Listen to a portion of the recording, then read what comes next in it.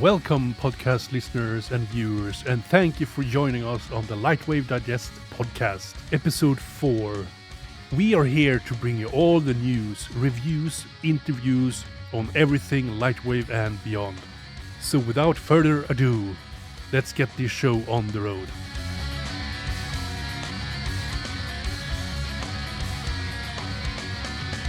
Hello, Andrew, and welcome back. Hello there. Yes, time's flown. It's been some time since I've been on here, it seems like, but also not really. It's only a month or so, but I have been missing. Yeah, and today we have episode 4, and we are going to have a fantastic interview with Carm 3D. And it's actually going to be Shabasi and me doing that interview. But before we go ahead and actually go to the interviews and stuff like that, what have you been up to since last we spoke? Not a huge amount. The last recording for the last intro I was missing because I had COVID. Luckily, that's been gone for some time. I have no lasting effects, just in case anybody actually cares, which I'm sure no one does. But yeah, I'm absolutely fine. So I am doing fine. It's yeah. Other than that, not much exciting on the Lightwave front, unfortunately. I can't, and my work is, well, I'm not under an NDA, but it's not very exciting. So one of the things that I would like to sort of talk about that I've been up to is well, I've been playing some games because I had sort of vacation and stuff like that. And one of the games that I bought and played on release day was Baldur's Gate 3, which is a Dungeons and Dragons, computer game, which allows you to play it's a single player game, but you can play in co-op with up to 4 friends or 3 friends. So you can be a party of 4 if you want to actually do it together with other people. I know that you love Dungeons and Dragons, but the proper way you play it, like the tabletop, right?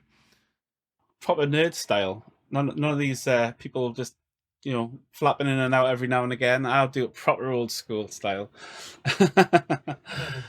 But no, yeah, I actually did play the last version of that, I recall, on the PC. It was quite, it was fun, but very buggy. So I was excited to see that that's come out. I just not in the mood to play computer games at the moment. I might pick it up at some point. Yeah.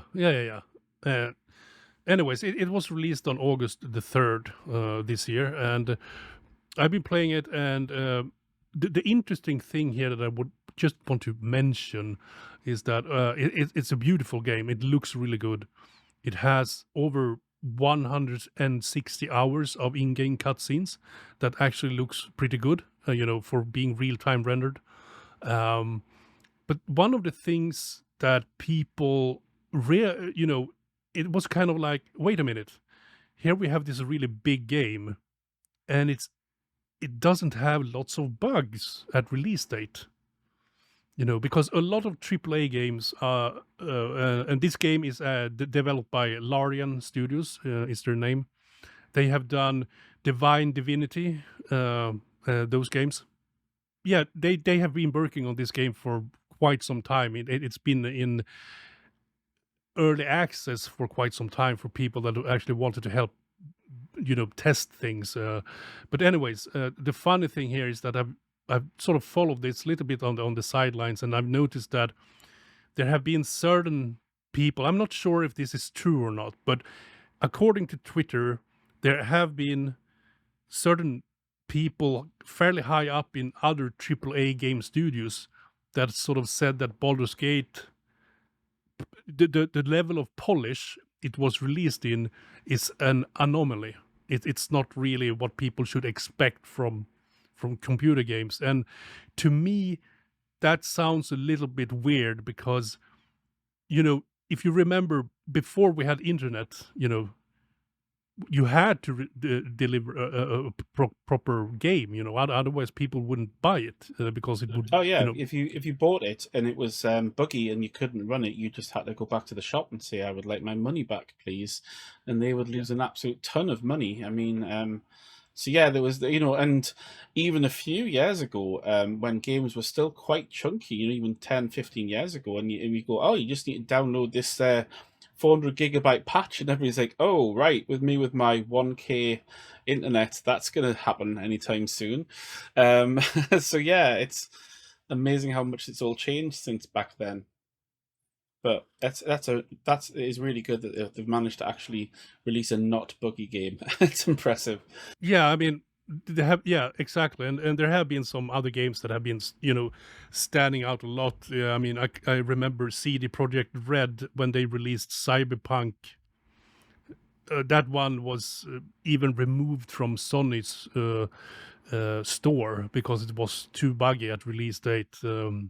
So, and then we have this, you know, this game coming out, and it's playable.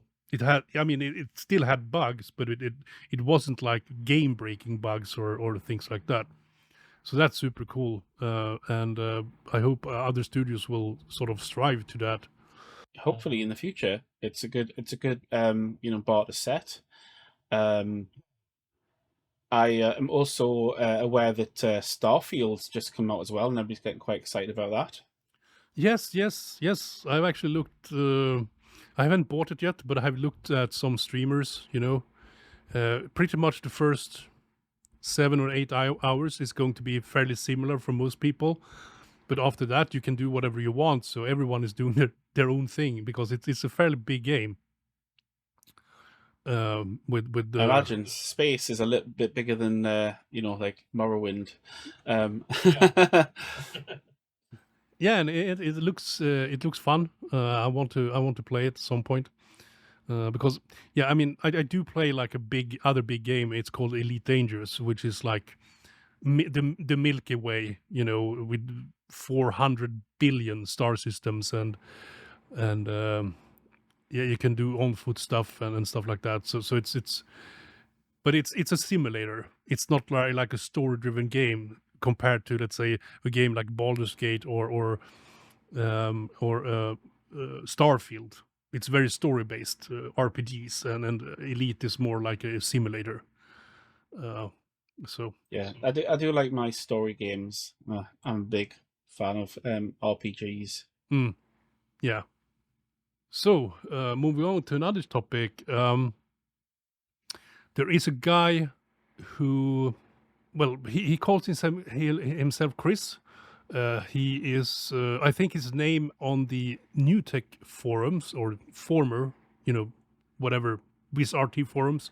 His name is goes by Captive, and he actually worked on a bunch of fairly cool animated sort of War of the Worlds sort of things. You know, the you know, machines coming out up from the ground, and apparently he was very inspired by the first movie, the first proper movie that was made Yeah, the back one in. from the '60s. Yeah, it's really cool.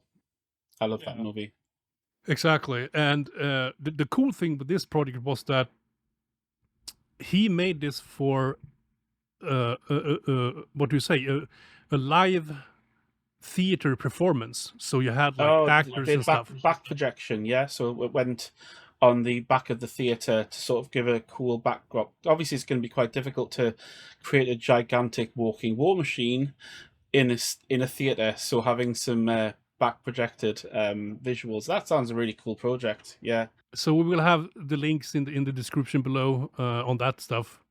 Because yeah, it's some pretty cool stuff, and I also read that, you know, I think they did maybe two or three or whatever, you know, live shows with that one, and then he felt like he put enough effort into it, so he actually wanted to share it to the rest of the Lightwave community.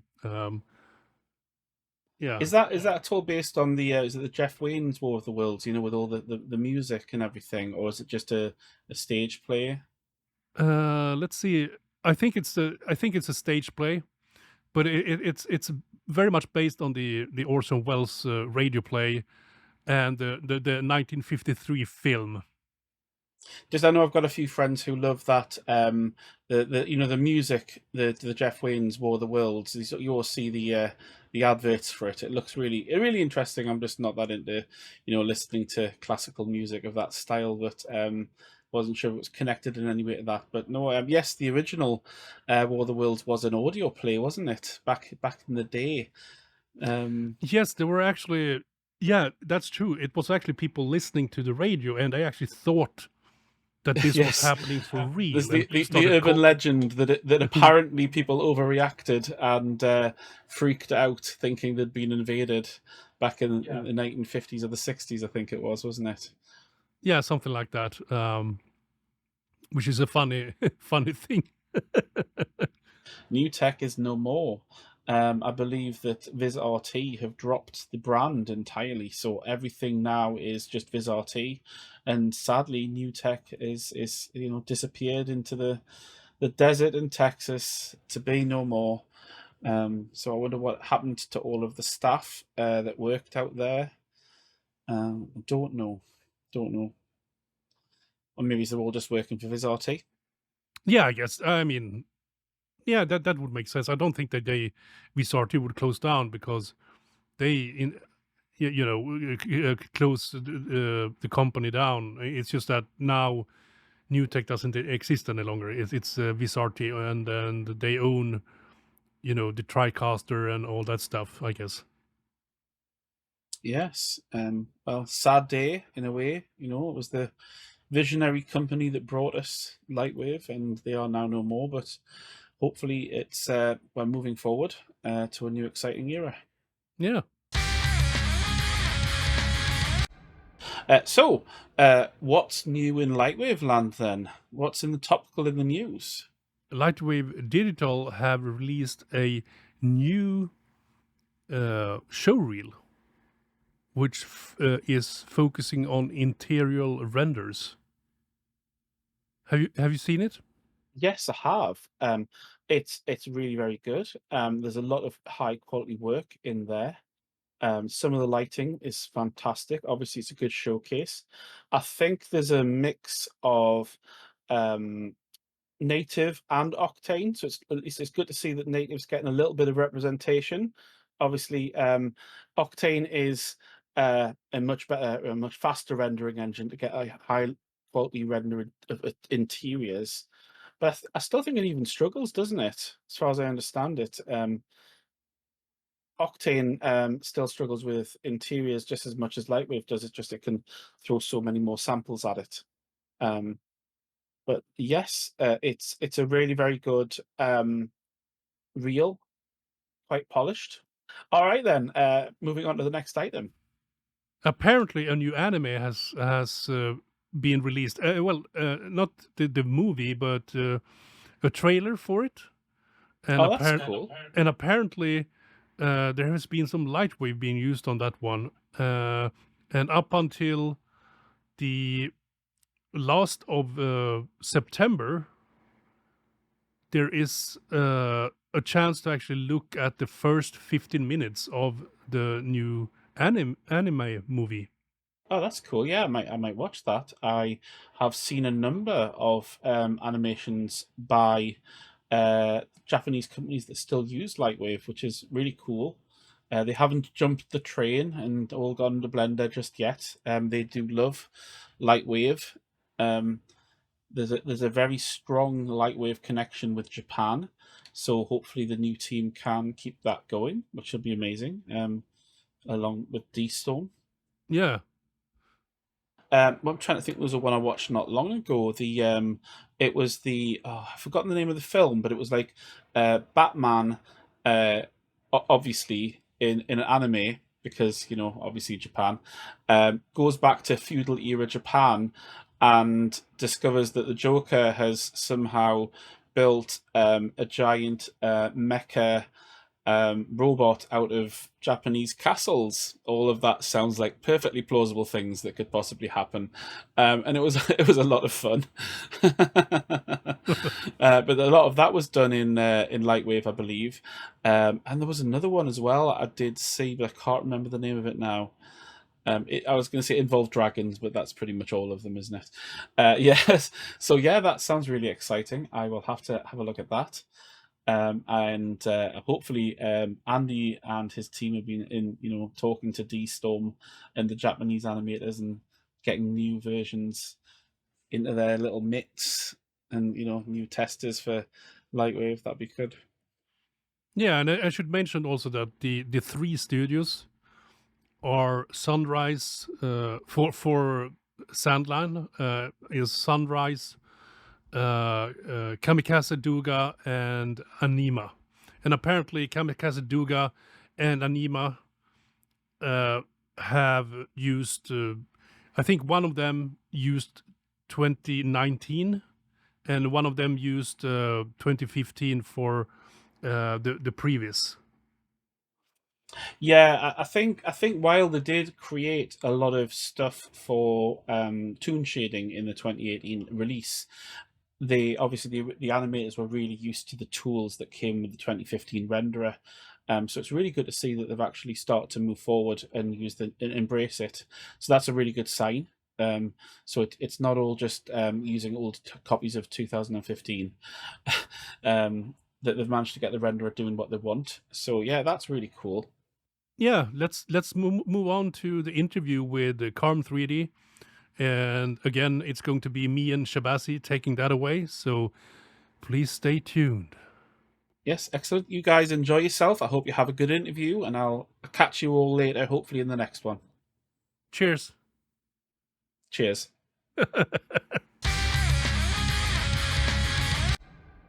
Well, hello, everybody. Welcome to Lightwave Digest, another beautiful episode for beautiful people who use Lightwave beautifully. Today, we're having Carm 3D, aka Carmen Rizzolo, as our guest interview today, and also joining us is Cageman and Shabazi. And Carm 3D has been very much into character animation with Lightwave, and a bunch of other fun stuff we'll cover. And so let me say, take it away, Cageman and Shabazi. Okay. Thank you so much. Thank you. I've noticed you have been around with Lightwave for so many years, and I know that well, you have an Amiga background and all that stuff, but I really wanted to go back to that, and can you take us back to when you started, sort of like, oh, here's a computer, here's a drawing software, or here's something that you can make stuff on the computer. Can you take us back to that and tell us about your history? Well, how far back do you talk about my first computer? Yeah. Let's go back and explore. Okay. I think my first computer was the Timex Sinclair 1000, although that's just what it was called in America. In I think over in England they called it the Z80 or the Z81. I think. Yeah. Yeah. No, yeah, we called it the ZX81, the Sinclair ZX81. That's right. And it had the membrane keys. They called it the Timex Sinclair, and Timex makes watches here. For some reason, they decided to produce or bring forth that computer, and we got it with the 16 kilobyte memory upgrade. But that thing was so glitchy, like just typing on the keyboard would cause the case to push down a little bit, and that would make the weak connection just break sometimes, and just everything goes black. So it was just useless. It was fun though. Yeah, that was the design flaw with the product that Clive never quite got to fix. Yeah, and just so I can remember correctly, is that the smaller computer that had rubber sort of rubber keys, or it wasn't rubber keys, it was like a membrane key. Oh, and okay. It was like a plastic sheet with just colored where the keys are, different colors. And I It wonder was if I very. if I seen one of those in real life. Oh, you could show a picture while I'm talking about it. Yeah. This was the second model from Sinclair of computers that they did. The first one being the ZX80, which was a white quote unquote computer. Mine was black. Yeah, the second one, ZX81, was all black. Yeah.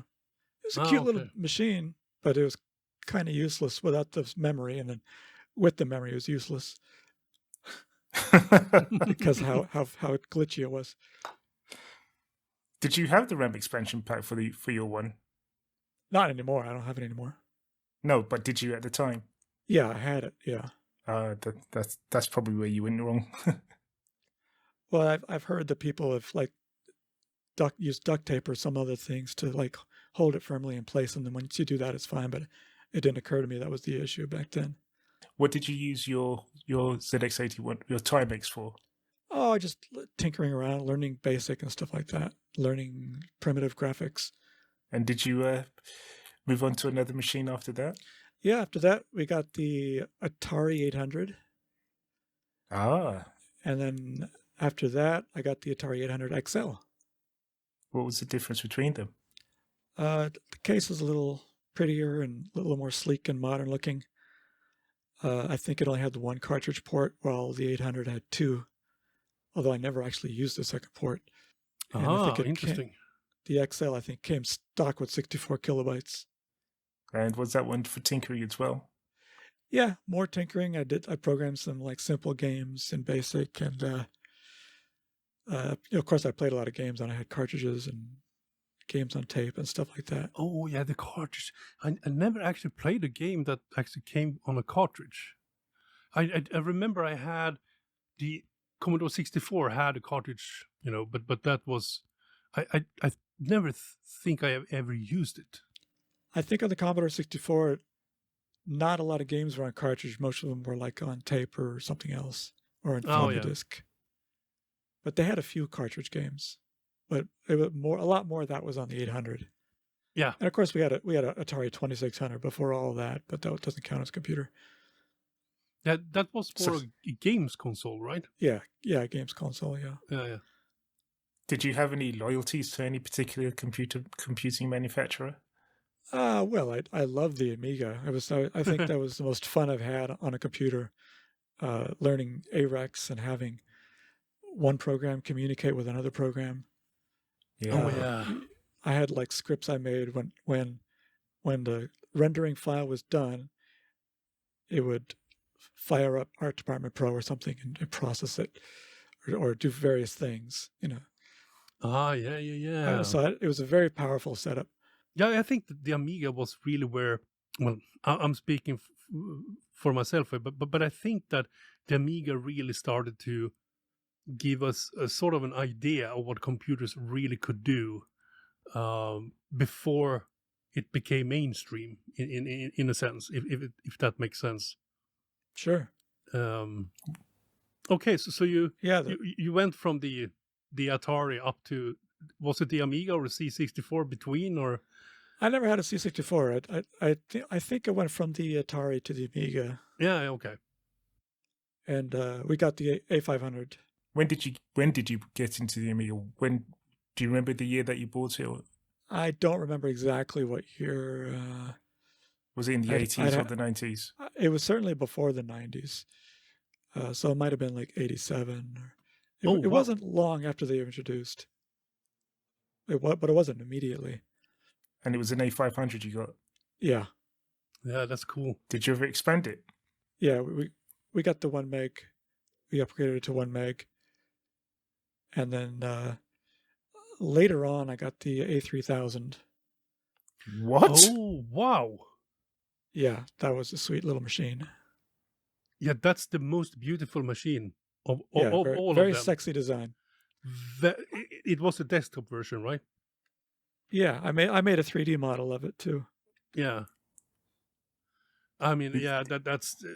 I remember when we talked to Andrew Bishop, he said like the Amiga 3000 was a beautiful machine, and then he said, but the 4000 was more practical in its design. But yeah, the Amiga 3000 desktop is it's a absolutely beautiful machine, for This is sure. funny. I made a 3D model of the A3000, and then I saw just like a week ago when I was looking for like scraps of stuff, my old stuff that would be online, I could show for this interview. I saw that someone had taken my A3000 model and used the faceplate for 3D printing. So he's Really? making his own custom case or something. Wow. The level of accuracy of your work. Yeah, it was all blue. I don't know why it was blue, but maybe he's going to paint it. What did you use to model it? Imagine. Ooh. Is that your first 3D program? No. I had, when we bought the Amiga 500, we got it with Videoscape 3D and Silver. And Silver was the predecessor to Turbo Silver. And then, of course, Turbo Silver became Imagine, or Imagine was their next product. So I had Videoscape 3D and Silver, although I very rarely used them. I tinkered more with Videoscape than Silver. Silver was just so, I don't know, obtuse or obscure to my little young brain. But then when I got Imagine, I really took to it. Oh, yeah. So how old were you then when you got Silver? Well, that was since day one. So however old I was when I got the Amiga 500, it was day one. Right. Oh, right. Okay. He just he got me that and Deluxe Paint.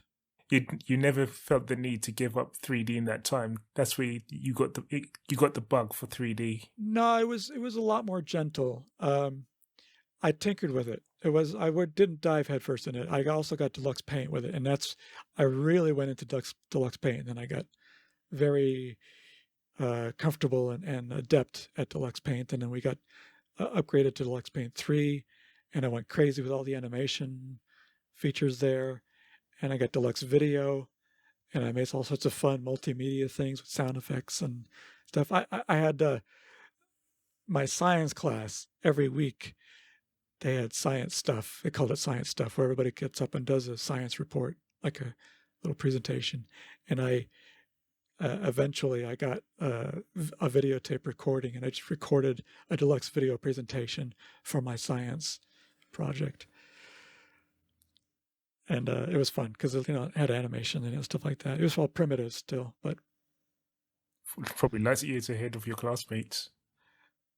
Well, when the teacher said, well, "Who wants to go first?" and of course I'm here with the TV and the VCR wheeled in, so everybody's going, "Carmen, Carmen." That sounds so cool. Yeah, well, let's jump ahead a little bit, and then NewTek. I had the DigiView, of course. I didn't get the color wheel or the fancy camera. I used a cheap camera, but NewTek put out the video toaster, and I was dazzled, and then and I didn't get it, but I played with it a lot, and then eventually there was a church that hired me as a video editor. They're putting out these Bible classes, and they want me to like edit out times when the teacher would grab a drink or whatever, and so they got the video toaster with that, and so I was doing like character generation when they read the Bible verses. I wrote a program in Arex to spit out any verse of the Bible. So just type in the location, and it uses like I can't remember what software I was using. It wasn't CG. It wasn't the toaster software. It was some other software to generate. It was used it like a character generator. I don't know if it was Scala or what, but anyway, it generated a full page video screen of the Bible verse, and then if I pushed the right arrow key, let me back up. It put up the Bible verse, and after the Bible verse is up, it's processing the next verse in the background, and then once I press the right button, it jumps to the next verse. It displays the next verse, so that, so I can, when they're doing stuff, I could follow along. Wow. And I did. I had Opal Vision, so I did a lot of stuff with Opal Paint. That was fun, and doing the animations with Opal Vision as well. Oh, Opal It was- Vision. it- I never heard about that. That was a little 24-bit card for the Amiga. I put it in the 3000. I didn't know you okay. could do. Yeah, I it didn't had- know you could do animation on Opal Vision. Yeah, it had a really nice paint program, and I also went very heavy on AREX with Opal Vision, with Opal Paint. I even programmed a particle system to control Opal Paint. It was very slow Wow. because it was AREX, but it worked and it was great. And a whole bunch of other fun little utilities. And so, yeah, Opal Vision had a animation player. It was low res. I think it was only 320 by 240. But it was, and there were fairly short clips, but they were fully 24-bit. It was pretty awesome. That's super cool. Yeah.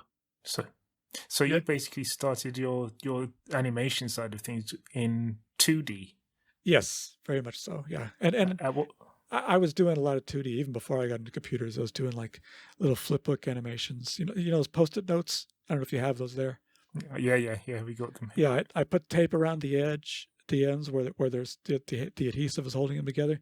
I put tape around that, and I would just draw little violent character animation things, sharing with my students in school. So like in history class and science class, I'm drawing little cartoons to keep myself entertained. Yeah. That's super cool. So after 2D, you got into 3D? Yeah, I mean, I did tinker with it a little bit since the very beginning, but then I realized I was in over my head at the time. But eventually, I got into it, and Imagine really streamlined the process, made it. I think it was a little more modern approach compared to Silver and Turbo Silver. So I really took to that, and I got into modeling and animation. I did an animation of a prosthetic foot for a guy who was developing that, and he wants some animation that took a long time to render. I got a Genlock to go with the Amiga, and then eventually I got the personal animation recorder, so I could play it, do full screen video, and that was wild. It was great. Yeah. Yeah, I never had any hardware like that for the Amiga, sadly. I had the rendering power, like the 060 processor and all that stuff, but I never... Oh, fancy. I got an 040 eventually, but that was as fast as I went on the Amiga. Yeah. The church that hired me, they had an Amiga 4000. Okay. And they got it with the toaster, and they got the toaster flyer. So you could do editing as well, right? Yeah. Yeah. I didn't really do much editing on the Amiga as far as video editing, but we did graphics and animation and little painting and all sorts of stuff like that. And of course that text program that I wrote to display the Bible verses. Oh. Did you ever come across Scala? The software Scala?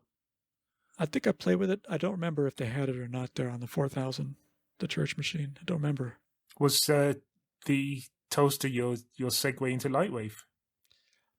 Well, I had played with it since the very beginning, like in a computer store and stuff like that. But that's when I really started to get my feet wet with it, and then eventually they bought me Lightwave 5 for the PC. Oh, okay. Because by then the Amiga was like really getting phased out. Yeah. And I got Lightwave 5, and then I upgraded to 7, 8, 9, and then 2018, and then 2020. Oh, did you skip 11 and 15 or? Oh, I'm sorry, I had 11, but I skipped 10, I skipped 15. Oh, okay. I skipped 19. So you didn't join the core program or anything like that? I skipped all that, yeah. Right. Oh, okay. Interesting. So what was it that actually brought you to Lightwave? And before you answer that question, I have another question for you. Oh my. Do you have other interests? Karaoke? Karaoke? Yeah, you mentioned that you're a singer, right? Yeah, I mean, not professionally, but it was fun. Yeah. Oh. I had my own little collection of karaoke discs I would bring with me when I went singing. Did you That's go nice. out performing, or did you just have karaoke in your home? Didn't have it at home. Yeah, I would just go to like the local pub. That was Oh, back when it was really popular. Oh, I remember that. I wouldn't dare actually because I can't sing. I can play drums and I can play guitar, metal stuff, but Well, I'll singing tell you it's hard. the first time I sang, 'cause I was a very shy guy back then. Hmm. The first time I sang, it was so socially awkward for me. I had an out of body experience. I was serious. I was watching myself sing, and I was saying, "This is not too bad. I'm doing pretty good." But then I started to drift off key, and I like jumped back into myself and finished the song. And then after that, I was hooked. The Yeah. second song I did, I was terrible, but I kept at it, and I got really good. You managed to learn how to dodge the beer bottles. I wasn't a drinker myself, so it was very easy to dodge. I just got it. I ordered a soda or whatever, and I had a lot of fun with it. I just discovered it was like a talent I had. I could go really big.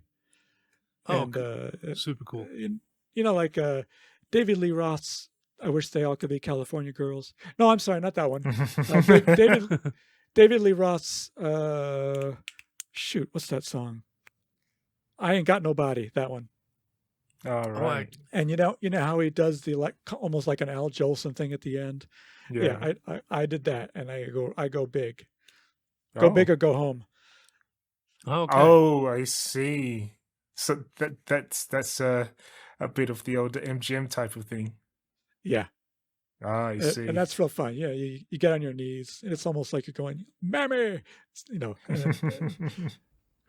was So a lot of fun. you're a bit of a performer then. Yeah, I guess you could say I got a bit of a theater in me, even though I never actually did theater. But It seems like you missed your calling. I think it just it helped my animation side because, in my opinion, animators are actors. Hmm. You just do it in slow motion. But yeah, animators, you need to be able to act because you could say, well, a character needs to go from here to here.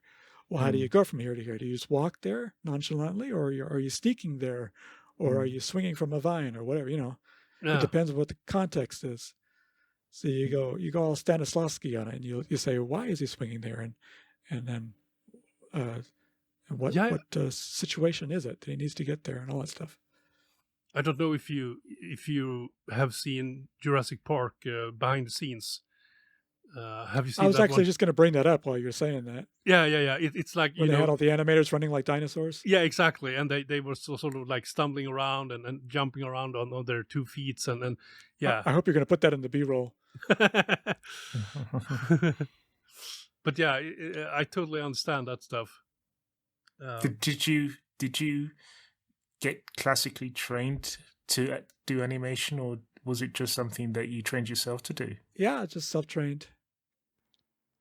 I think not having any formal training did hinder me a little bit. I think I would have maybe taken to character animation a lot sooner if I did. But yeah, it was self-taught. I mean, I've watched tutorials and I've had other people give me advice and stuff like that along the way, but nothing formal. Did you know that you were going to be an animator as a career, or did it just kind of drift I knew into it since I was a kid when I was drawing those little cartoon flip books that I enjoyed doing that. I didn't conceive of it as a job or anything, but I knew that's what I enjoyed. But as I grew older, I thought it would be nice to be able to do more of that. And you just found that you got more and more known for doing animations and got more people asking you to do animations for them over the years? Well, I did some freelance work, and so that involved a lot of logo animations and logo graphics as well as logo animations, and so that was a really nice way to hone my skills. It doing all sorts of fancy things with logos can draw on a lot of different disciplines. Yeah, that much is true. I know that a lot of 3D animators from the early days in the 90s and in later part of the 80s got cut their teeth doing logo animations Flying for various logos. different companies. Yeah, yeah, exactly. Yeah, the flying logos. That was a very, very common thing back in the day. It's just interesting to me to hear you speak about the animation techniques that you mentioned with regards to acting, because it seems to me that a lot of focus these days is on animation tools with regards to questions that are being asked by upcoming animators today. What tool do you use? Is a very common question. And how do you get into animation? And I don't know that I subscribe to the viewpoint that that's the only thing you should be focusing on if you're trying to get into animation. In my view, you need to learn the fundamentals of animation in the classical sense, learn how to draw, how to see, how to time. Just the basics really are more important than the actual tool, because it seems to me that a lot of upcoming animators seem to think that the machine will just do everything for you. And I don't know if you share that view or not. That the machine does do everything for me. Yeah, my job's very easy. Yeah, but yeah, I think that what Shabazz is talking about here is that you had key animators at Disney, and then you had the in-betweeners, and in-betweeners are those that actually draw the motion between the key poses. Okay, ladies and gentlemen, he's talking about 2D animation here. Yeah, it carries over it. It everything complements it. Yeah. Well, exactly, and the fact that doesn't seem to be a focus these days from a lot of people who decide that they want to learn animation and don't really want to go to animation school to learn the basics, if they even do that anymore. It's just something that I have a tendency to think, well, why are you focusing so much on the tool? Can you actually even draw? It depends, I guess. I mean, I know that I've met people who can't draw worth a lick, but they can animate really well. Yeah. So I mean, it's essentially like working with a puppet, a very technical puppet. Yes, I guess that is true. But I guess at the end of the day, they must have some form of understanding of the basic principles of animation in the first place. Mm-hmm. Well, I did teach a class, by the way, in college for 3D modeling and 3D character rigging animation. Wow, cool. Did you get a lot of students graduating well from your class? Well, I only did it for a year, but there was a fair amount for each class. I think maybe 20 or 30 for each class. And but they used Cinema 4D, so it was not fun. Oh, so you've used Cinema 4D as well? I had to learn it just for that class. I'd never used it before. And I liked the paint system they had. Wasn't a fan of the rest of it. The weight painting was pretty good. The weight painting was good. I think there are things that Lightwave could improve. Looking at what they did, like as far as weight painting had different modes. Like you could set it so that this weight was the counterbalance to this other weight, so that when you add more to one weight, it would subtract from the other weight at the same time. That was nice. Yeah. I remember when Cinema 4D came out on the Amiga, and I tried it once on a cover disc version of a magazine, cover disc of a magazine, and I tried to use it, but I just simply got completely lost on it, and I just gave up on it. I went over to Imagine. It was frustrating, the two-stroke keys. I don't know if they had that in the Amiga version.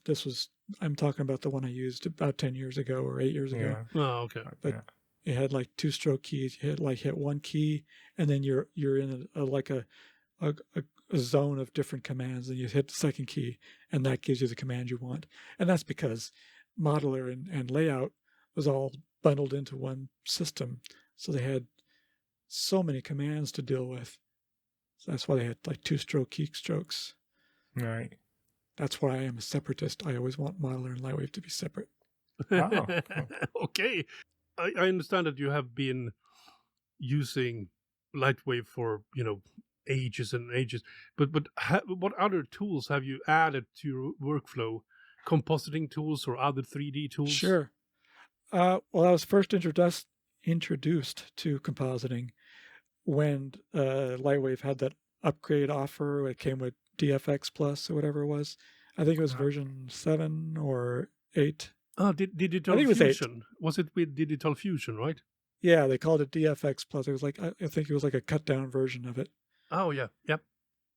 And that was my first introduction to it, and I said, well, this is pretty amazing. So I've been doing compositing since then, and then I bought Vision from the same company. It was like Vision? Fusion, but it was like Fusion, but like a light version. It wasn't full floating point color. It was like 16-bit color. I never heard about that one. But it had all the tools I like the particle system and the painting and all that stuff. So it was pretty much full featured. It just less colors. Oh, okay.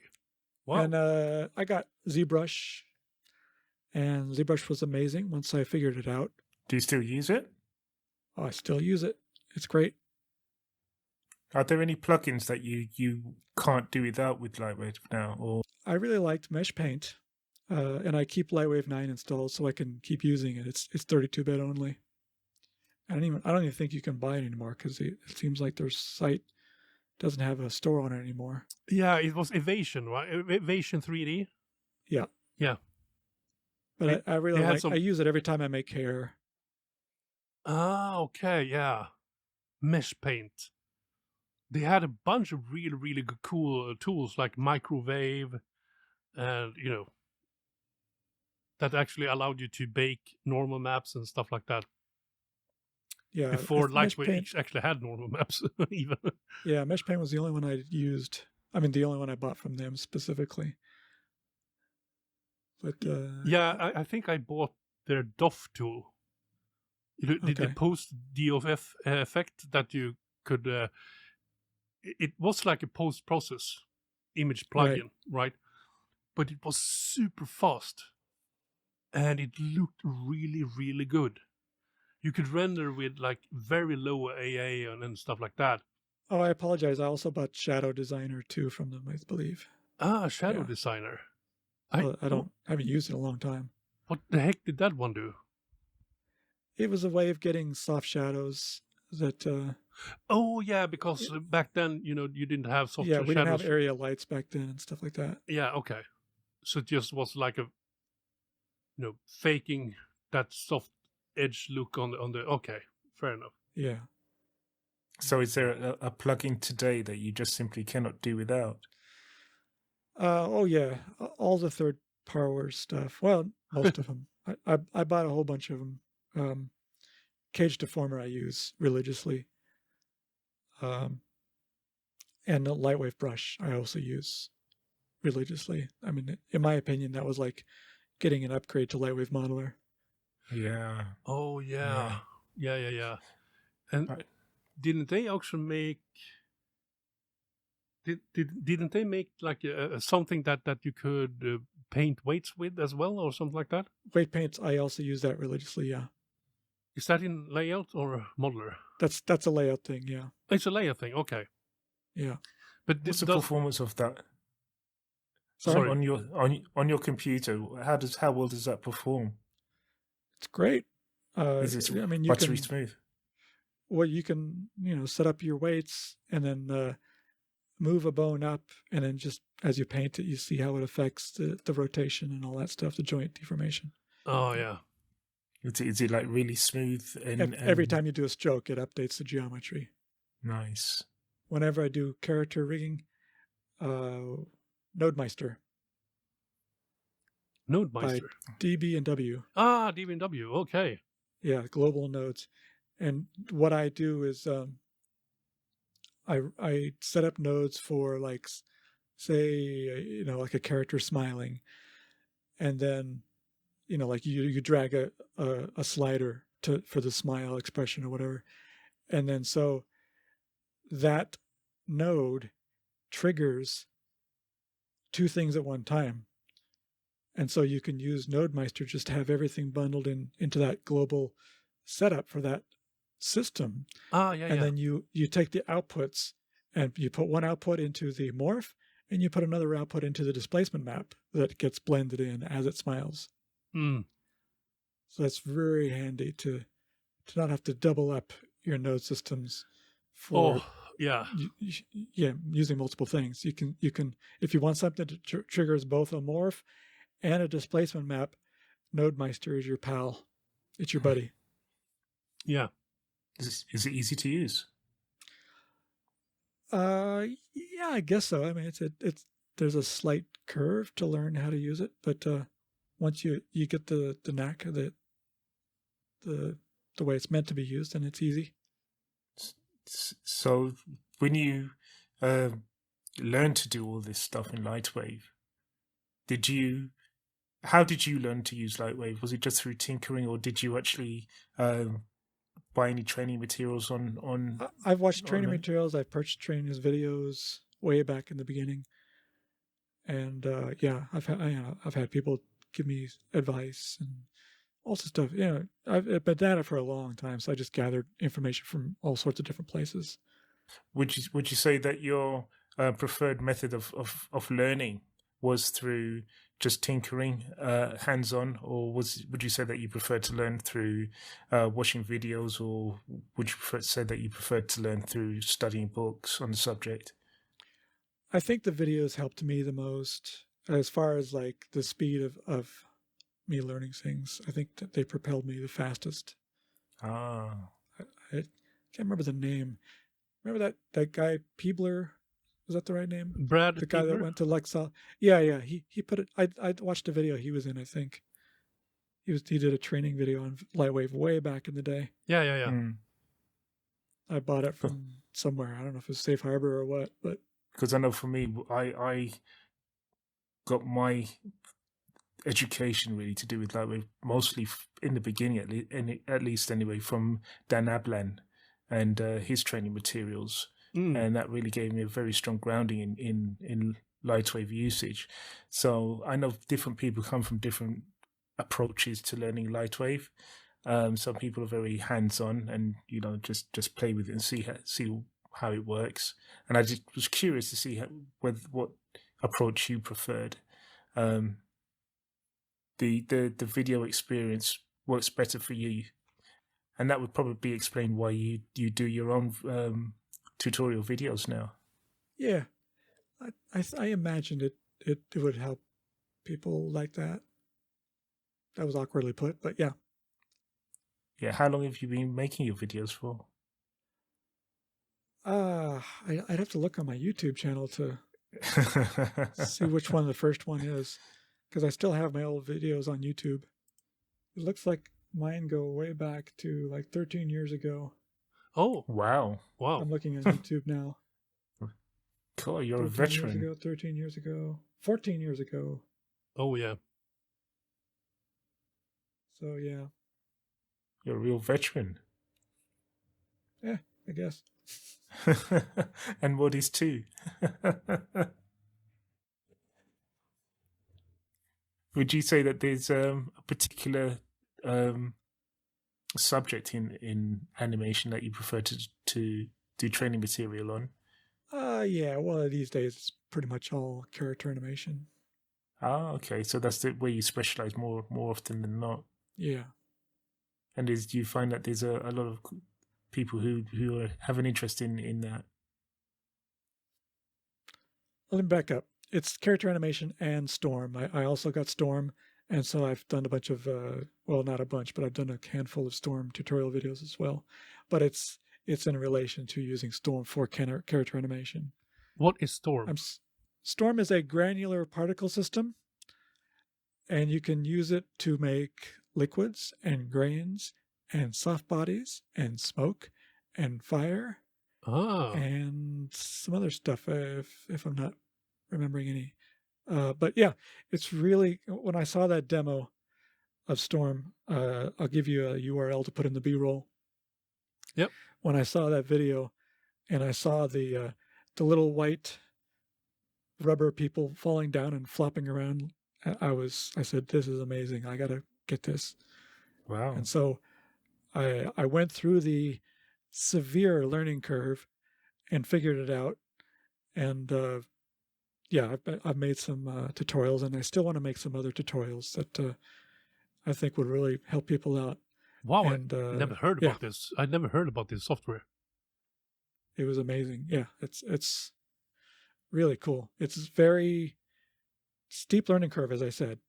You got to really sit down with it, but it's very powerful. So and can do things you cannot do in Lightwave. It's a dynamic system. Dynamic system? I guess it depends how you define that. Physics-based animation, mathematics-based calculated secondary motion. It's particles granular particles. They do what particles in Lightwave don't do so well, is they self-collide very well. And I'm sorry Lightwave, it's just the way it is. And then that makes them very adept at like jiggly soft bodies, like if you want to have some flesh with actual volume preservation. It's good at that. Wow, never heard about it. Storm. You call it Storm, right? Yep. And it's better than the bullet system. No, it's not bullet. Bullet deals with the shell, the outer shell of the model, not with the volume in the inside. I think it has some tricky tricks to try to emulate volumes on the inside, but it's done by what's the word? Higgery piggery or pokery wokery or whatever. But Storm gives you the true deal. Of course, it's not fast. You need some CPU power or patience to deal with it. But I have the CPU power, nice. just so you know. Yeah. But yeah, so and it's $150, so it's well worth it, in my opinion. And is it still being developed as well? Yeah, it was in early access. It's pre-release when I bought it, and it's still pre-release. It hasn't been gotten to version 1 yet, but it's still very usable. Yeah, that sounds cool. And he added a nodal system. So if it's still being developed, this presumes that they didn't give up on Lightwave, presumably, unless it's a standalone package. This never had anything to do with Lightwave. It's meant to be like for anybody with a 3D program can integrate it, because you export your Alembics and you load an Alembic into Storm, you do your thing, and then you export the particles as Alembic or other things you make and then bring them into Lightwave or whatever software you're using. However, Lightwave cannot load Alembic particles. So if I wanted to just have straight particles from Storm and I wanted to bring them into Lightwave, what I would have to use is Blender as a stopgap or a middleman. And then it can, when I bring them into Blender, I can export them as an OBJ sequence. And then from there, I can bring it in Lightwave and do all sorts of stuff. But of course, when you do that, you lose the ability to have one particle translating from one frame to another, so you lose motion blur when you do that. Right. It's essentially just loading a number of objects that have no relation to each other as far as Lightwave is concerned. And I suppose it's probably something that Lightwave Digital will have to sort of kind of address with its integration with other applications. Expand their Alembics to load particles, that'd be sweet. Yeah. So with Lightwave at the moment, what's your current version that you're using? 2020. Okay, so you're bang up to date. Yeah. So another thing that I'm thinking about also, throughout the years, there have been so many different 3D software. Some of them have been killed. Some of them are still around. What makes you come back to Lightwave? What is the thing that makes you want to use Lightwave? I guess it's just the approach, the interface, the feel of it. Yeah, I was pretty much resigned when NewTek stopped development. I was just said to myself, I'm just going to keep using Lightwave till the wheels fall off. Yeah. Okay. Yeah. Good man. Good man. I was just comfortable with it, and I enjoyed using it. And so if it's fun, it's fun. I'll just keep using it. Yeah. Basically, it did what you needed, and so long as it continued to do what you needed, you had no reason to jump ship. Well, it has its shortcomings, but still, I'm willing to work with it. I mean, yeah, it would be nice if other things were added that helped me, but I was comfortable enough with it to like just say, well, this is where I'll stay if Lightwave is truly dead. And fortunately for me, it wasn't. Were you ever thinking about like, because for me, I was sort of thinking like, okay, should I go Houdini or Blender? You know, Houdini was one that I was looking at with consideration. The only thing wrong with Houdini was the price point. As a matter of principle, I don't rent software. So I only get software that I can purchase outright that will keep working for perpetuity. Yeah. And so Houdini is prohibitively expensive in that regard. Yeah, but it's something I was considering eventually. I think I would eventually, because it's $4,000. Yep. For the really good stuff, you know, all the physics stuff. Of course, with Storm, it's less important because Storm does a lot of the cool stuff that Houdini does. Houdini does more, no doubt. It's got a very sophisticated node system that, along with its physics. Absolutely. But you'd be impressed with what you can get away with in Storm. I've seen people do stuff with Storm in their nodes that's, you know, like really took me back. Oh. It took me aback. What is the biggest issue that you sort of pop into that you would like, oh my God, I wish LightWave Digital could fix this, you know? And a second question to that is, what would be your number one feature that you would want to see in LightWave? I think the one feature that I saw in Maya that really made me wish I had was Delta Mush.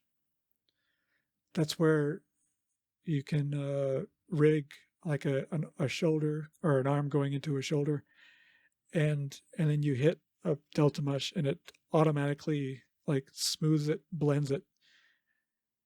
And so your weight maps don't have to be perfect. It can like smooth it out, and you can have, you know, variations. The amount of smoothing you can do is controllable.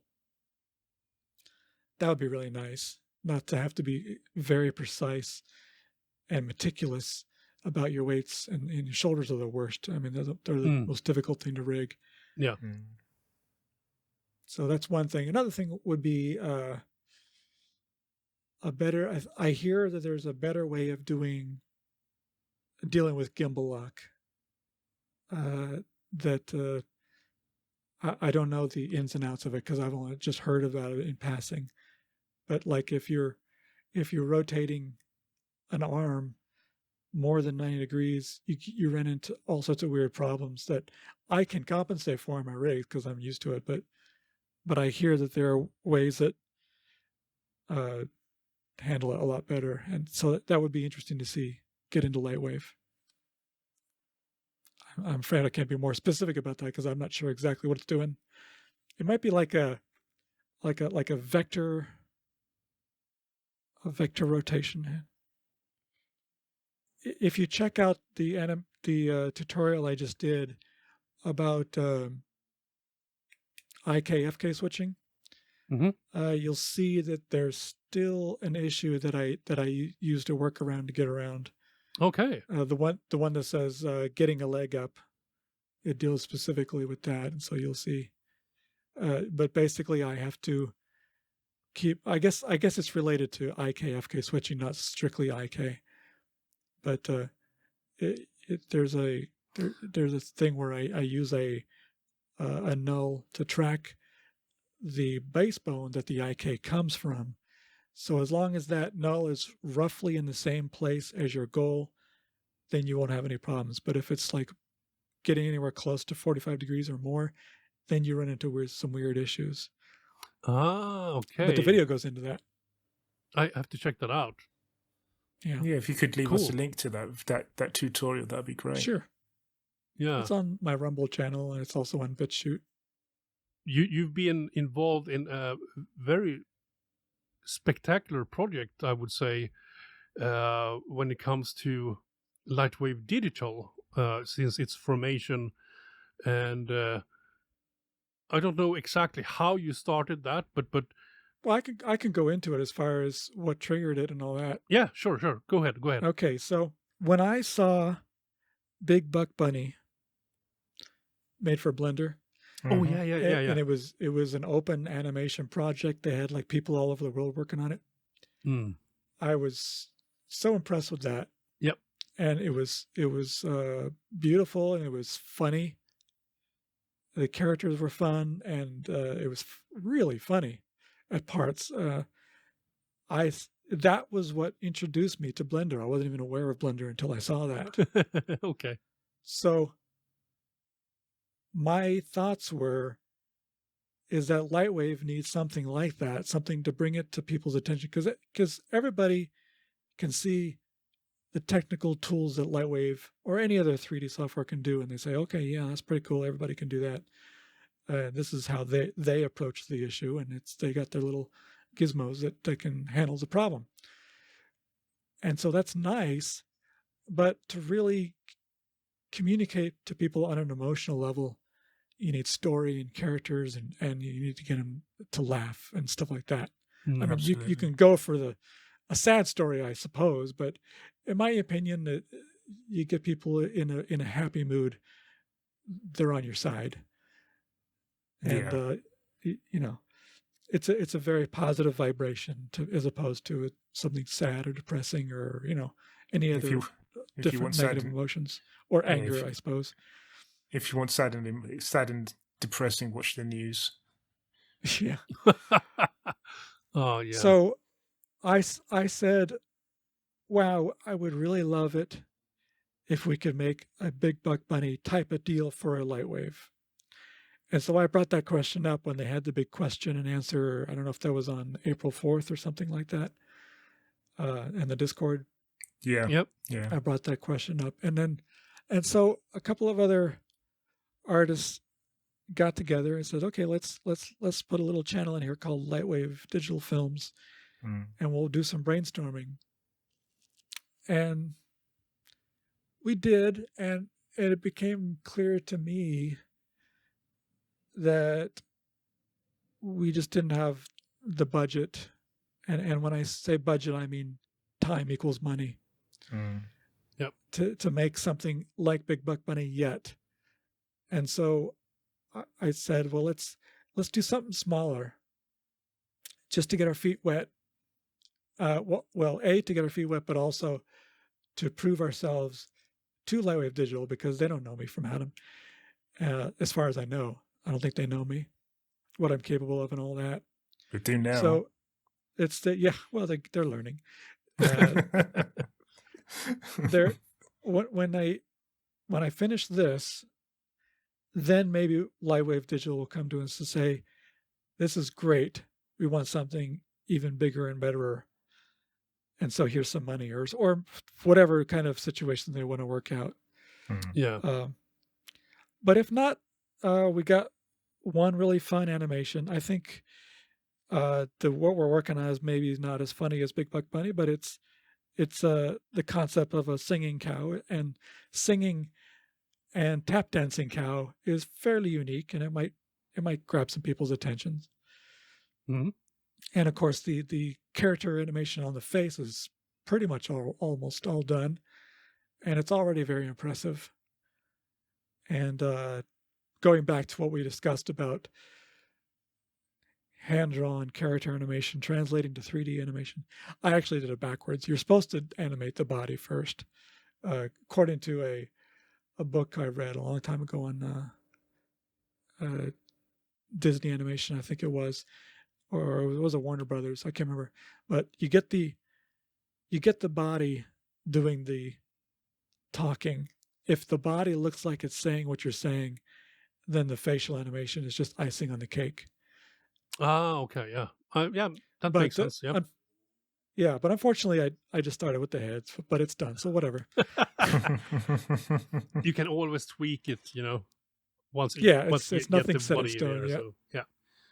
Yeah, in fact, the animation is not complete. There is, as I mentioned, there's going to be tap dancing, and so there is audio recorded of our beautiful voice actor doing some yeah type stuff Yeah. that I'm going to be editing in to fit with the tap dancing. So I'm going to animate the tap dancing first, and then I'll find places to put those in there to give a little business to her tap dancing, and then I'll have to reanimate the voice, the mouth to match that.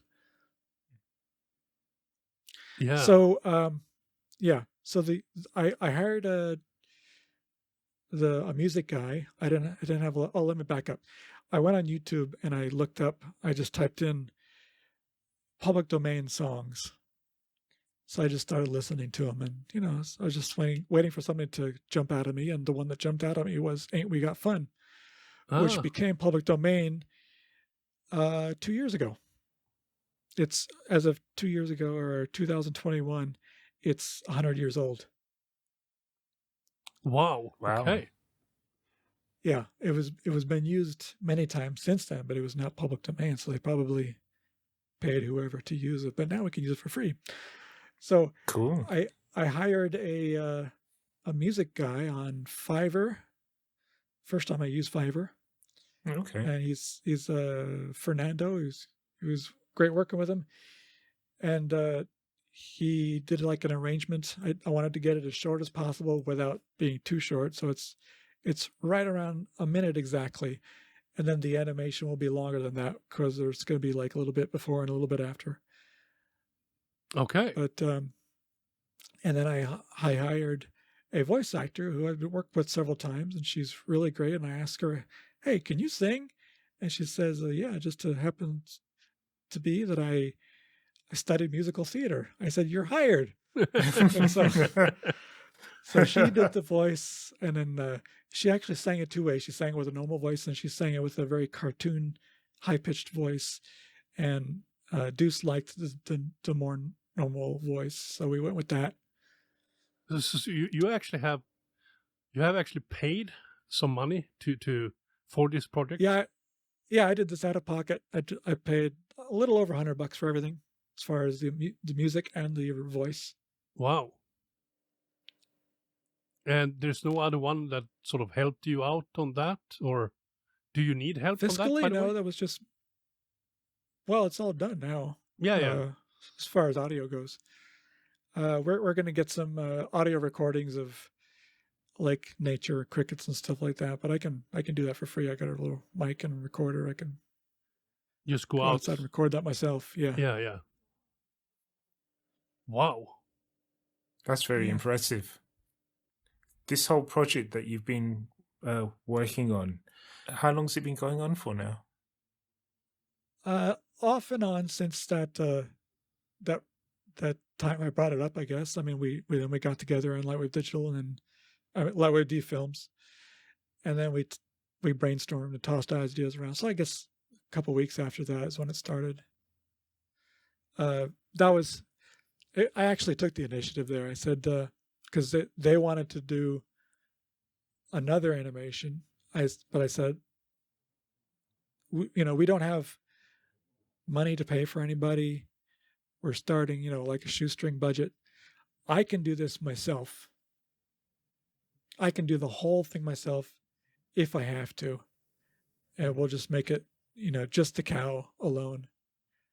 But then Richard Feeney said, let me do some modeling. Give me some props you want to put in the background or whatever. And then some other people also contributed to modeling. Marian Golminov, Jim McInnes. They also helped out with modeling. Richard did the lion's share of the modeling. He did an amazing tractor. I didn't even think it was going to happen. I just thought it would be. I said it would be really cool if there was like a tractor parked in the area, and he just took the initiative and did it, and it's a beautiful model. And Yes, it is. it's a shame that it's not going to be in the animation more, because it's so beautiful. Yeah, it's a fair bit of detail in there. Yeah, it looks great. And he also did a farmhouse, and someone else did a windmill and a water tower. And so all this stuff together. We don't have the terrain done yet. I think Richard was playing with the terrain and doing some interesting with grass. I think we might do the grass as Cyflex sim, because then the hooves can step on the grass and depress it and all that stuff. Oh yeah. Do you have Cyflex, I think, by the way? Yeah. Yep. And I think one of the things that I find quite impressive about this whole venture that you've undertaken, because just to give a bit of background, I was sort of involved in the project in the beginning with LightWave Digital Films, and I remember having a very long conversation with Carm regarding a voice conversation with him regarding getting things set up, because I was from a different school of thought with regards to how to get LightWave Digital Films set up. I kind of envisaged it being more like a proper production company, where you have different departments doing various different things and people contributing, volunteering to undertake making a full production on this thing. And I had a conversation with Carm regarding getting things off the ground. And in between the comedy that Carm delivered, he basically opened my eyes to the possibilities of a different approach. That approach being, well, it may just be more beneficial just to get started and put something together. And if we build it, people will come on board. And I had my doubts about this, because that's not my background on getting projects completed. But I have watched Carm working on this project from the very beginning. And I've said this before to him in the Discord. It has been so inspiring to watch him work and just continue just pushing and pushing and pushing and making this thing happen pretty much on his own. And what he has delivered so far has been absolutely mind-blowing to me and mind-opening to me, because effectively there is an element of he has built something, started to build something, and people have actually come on board just like he predicted. And we are getting to a point now where we are going to have a project, an animation done, a project done that's Lightwave related by a Lightwave user. And that has been very inspirational to me. So as somebody who's observed this development going on, I have to say to you, Carm, thank you so much for doing this. It has been such an education. And thanks for the compliments. Well, it's well deserved, sir. It's well deserved. I just have to say that put that on the record, because I don't think I know a lot of the listeners will probably know exactly what you're going through, because a lot of users of Lightwave and listeners will probably have the mindset to say, I can do this on my own, and Lightwave can give me, or whatever 3D package that I'm going to use will allow me the freedom to live my dream, to make my dreams, what's in my head, become a reality. But it's one thing to think that, but it's a completely different thing to walk the walk and travel the journey, because the obstacles that you have to overcome in order to get this stuff done, they're quite large, these obstacles. But you've just done it. You've just made it. You've just done it. And I've done it before, so I guess it was not new territory for me. But even so, it's still very inspirational. It may be just a walk in the park for you, but to see effectively a one-man band making it happen, that's pretty impressive, very impressive, especially when you see it real time. It's not a I don't. one-man band. I mean, Richard is doing amazing stuff, and the other Jim and Yes, Marion. this is true. This is true. I mean, the guys that have jumped on board have been very, very superb in their contributions. Yeah. I'm not going to take that away from them at all. And Emily Wallace's performance is just chef's kiss. People were, I mean, they would like to see it happen, but they weren't like really gung-ho about it. So I just said, let me just do it. And as it progresses, more people will see it, and then they'll say, okay, this is pretty awesome. I want to join. I want to help. And that's what happened. And then some people just started modeling, and it was just amazing. Yeah, and I was one of those people who didn't think that approach was actually going to work. But I was wrong. Thank you for proving me wrong, There's sir. an old saying, if you build it, they will come. You did you said you did a job for the Microsoft versus Lucent case. Yeah. Can you give us a bit of information about what that case was about? Sure. Well, I was. This was back when I was doing freelance, and then somebody asked me if I could do some like court case graphics, and that deals with a lot of long hours and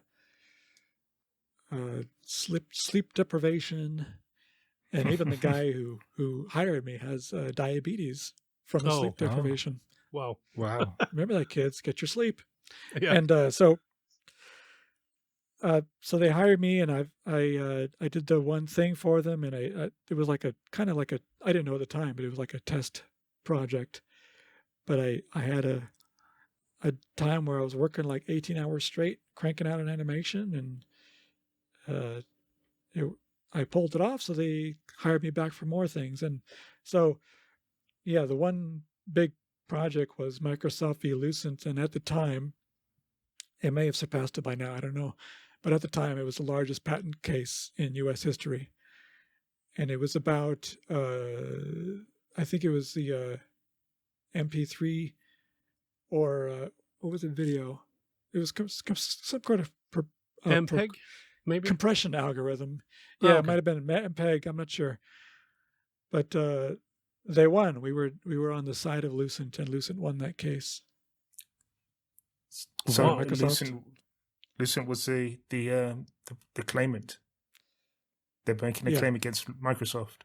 Yeah, because they invented the technology, and they claimed that Microsoft was using it without, I guess, paying for it or something. I'm not sure.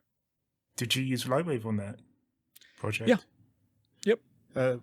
What work did you actually do? Let's see. Well, it was a number of different things.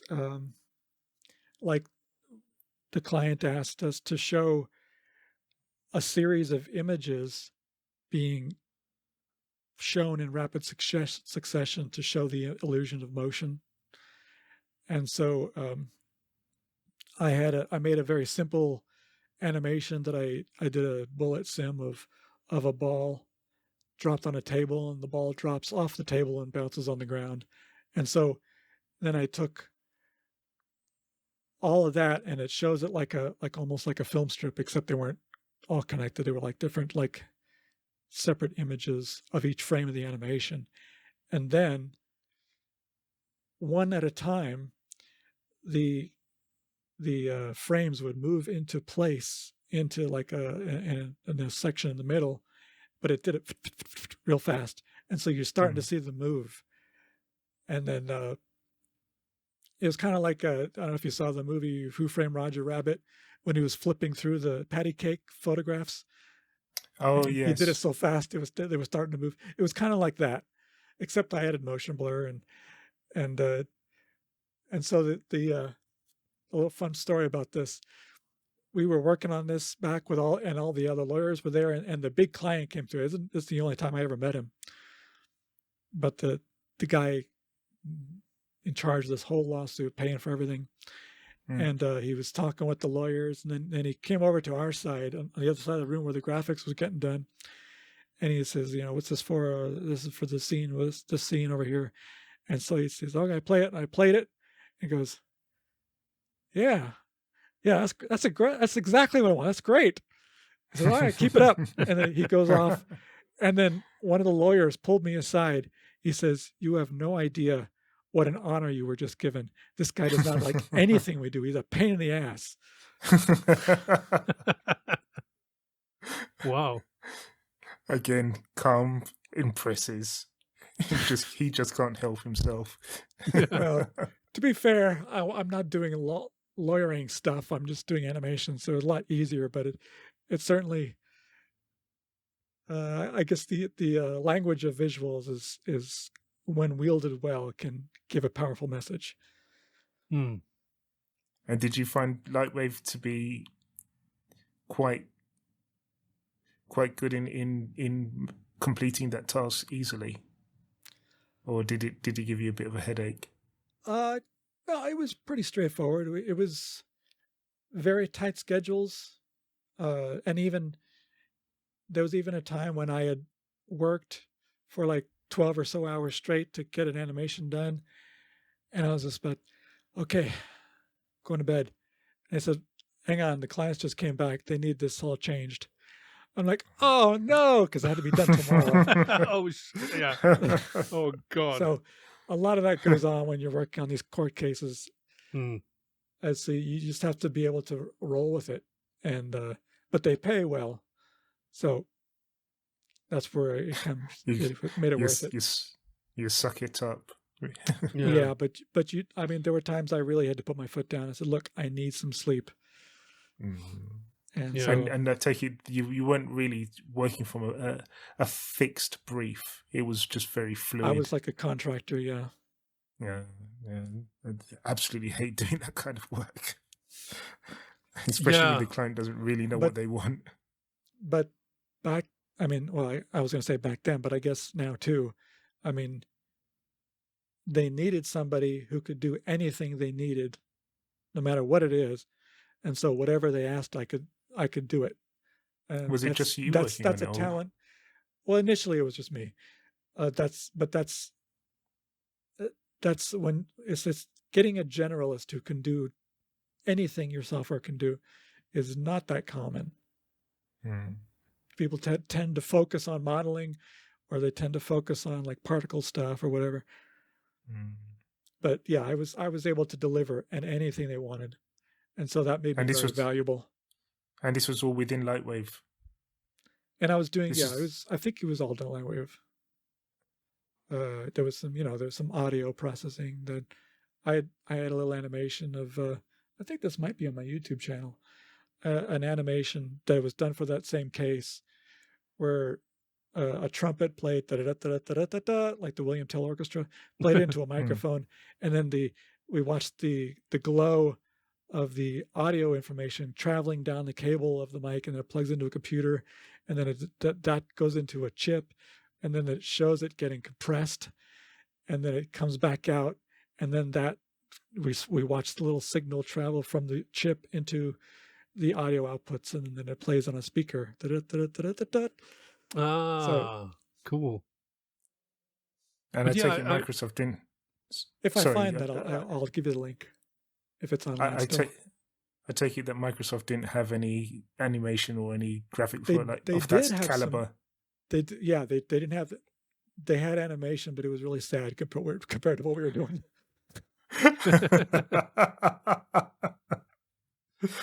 There you are. You see, Microsoft lesson learned. Yeah. Referring back to your earlier question, it was initially all me, but there was a time when we had an even tighter budget, and they brought in another artist. She used, I can't remember what she used. It was Cinema or something else, but we just I determined that since we were using different platforms, she would just do models only, and then I would just take everything and animate it in Lightwave. Yeah. So she made a very nice microphone. And I'm not sure. I think it was for that animation that I mentioned earlier, the William Tell bit. And then she did some models, but I just did everything else. I did some modeling too. Yeah. I mean, we also bought models on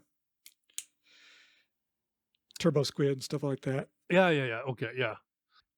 Are you using GPU render with Lightwave, or are you using the regular render engine? I tried it. one of my clients sent me a 3080, and we got started with Octane because they had that free version, and I tried it, but it was just nothing but fail, lots of crashes, and it would do like 100 frames or so, and then it just stopped. It refused to keep working. I just gave up. I don't know. It might have been just a faulty card. Yeah, it could be. The 3080 might have been bad. Yeah, I don't know. Because Octane is I mean, back in the days when I sort of used Octane more or less as a gimmick, or I never used it in real production or anything like that, but I remember it was super stable, and I actually had 2 graphics cards in the machine at the time as well. So it doesn't sound like Octane for Lightwave. Typical behavior that you had experienced. Yeah, I'm guessing the card is bad, but there's nothing we could do. I mean, I'm just glad I didn't pay for it. Yeah. 3080, you said as well, right? A 3080 Ti. Jesus Christ. Got it off. And when was this? Fairly recently, like a couple months ago. Ah, okay. He got it off of eBay, and then he said, well, let's buy you some more memory. Maybe that's the problem. And he bought me an additional 16 gigabytes of RAM. And actually, technically, he bought 32 gigs of RAM, doubling my memory, but that didn't fix the problem. So it was a big pain. Yeah. Oh, it sounds strange. Octane shouldn't behave like that. I guess it was a weird card then, or something like that, hardware failure or something. One of the questions that the Octane Tech guy asked me was the card used for Bitcoin mining? Oh, so maybe that's what it used for, and I don't know, maybe it did something to the card. I have no idea.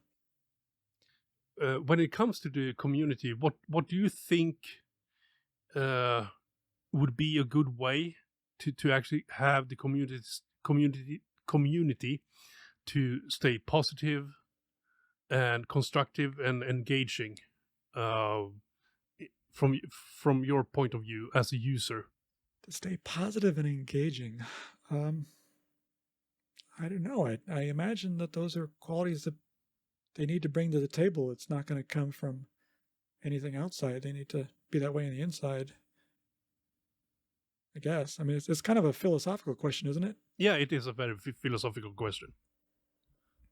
Like, but because from what I can see, what you are doing, you are actually doing something very constructive with the movie that you're working on, and you got other people joining you into this joint, like let's make this happen thing, you know, and that also becomes engaging in a way. But you know, talking to Juice the last episode, he said that a lot of that has to come from them. Do you agree with that? Them meaning us users? No, Juice said that a lot of the things that can keep the community be positive and constructive and engaging is something that they, as a Lightwave Digital, needs to foster. And I guess that I could see where he's coming from. I mean, if they put out a poor product, which I doubt they will, but if they put out a buggy mess that doesn't run, that's going to put a damper on everybody's spirits. I was just going to say, as long as it's, you know, up to their level of quality that they've been doing, I think it'll be very positively taken. It's a very slow-moving vehicle. It's a very big, slow-moving vehicle, and it takes time to set all that stuff up. So I can't expect like announcements every couple of weeks, like as far as like, hey, this is a feature we're working on, all that stuff. I think that's part of it. The other part is maybe they don't want to make an announcement that they can't ultimately follow through on. You may remember that Proton put a video out some years ago showing that a new feature of Lightwave would be that hitting the tab key to switch subdivisions on and off would not be included in the undo stack. Well, that never happened. And so they probably don't want to make promises they can't follow up, because if they make an announcement and then they can't follow through on it, it not only looks bad, it could also be potentially, I don't know if someone wants to get litigious over that or whatever, but it sounds like something I imagine they would want to avoid. So you'd say that at the moment, you'd say that the communications between between Lightwave Digital and the users have been better than NewTek, and you'd say that there's no room for improvement? Would you say that, Carl? I would say that as far as just general communication, yeah, it's night and day between LightWave Digital and NewTek. But as far as talking about the features that are coming up, it's about on par. I mean, NewTek put out little teasers ahead of time, but they're not showing everything yet. We never really got to see everything until the actual release came, and I think they're just pretty much following that same pattern.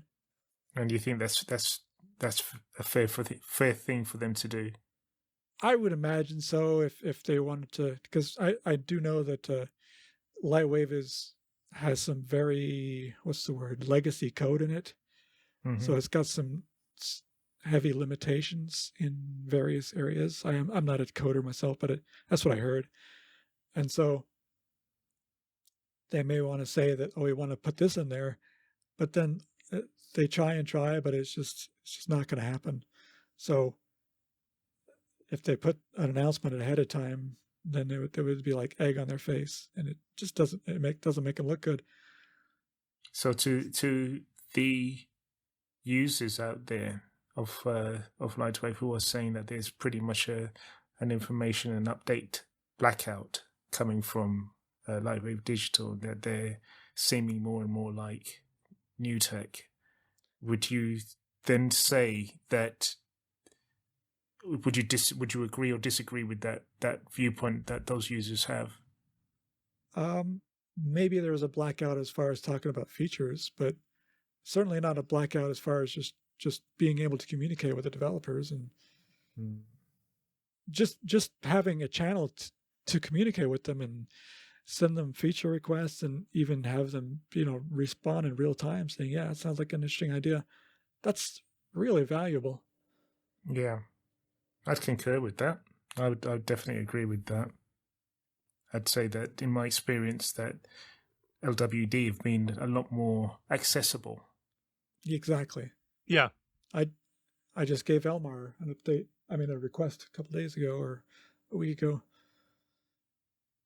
I wanted to be able to, in Modeler, like if you have a series of morphs, to have a little panel you can say, okay, I want this one followed by this one followed by this one, to like a series of morphs, and then Modeler will draw little yellow lines tracing the points motion from morph to morph to morph, so we could see the entire, like an onion skin or something, of the trajectory of all the points as they travel from morph to morph to morph. This would be good for like setting up blinks and facial expressions, stuff like that. Multi-stage facial expressions. He thought it was a good idea. So they did actually give you feedback on that? Oh, you just said sounds like a good idea. Yeah. Great. That's exactly, something that you could, as a user, feel as though you are being listened to at the very least. Yeah. That carries a lot of weight, as you say. He said that is a very good idea, and I guarantee you that will be in the next version of Lightwave. I'm just kidding.